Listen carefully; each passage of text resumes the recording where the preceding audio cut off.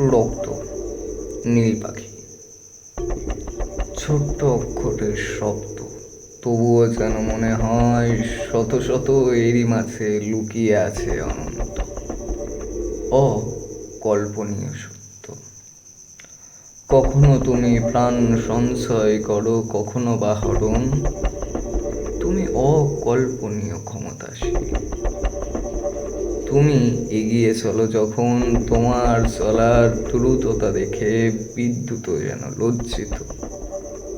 নিষ্পক্ষতার সাথে পবিত্রতার মাঝে অকল্পনীয় সুন্দর নিয়ে সেবা করে চলেছ মোদের।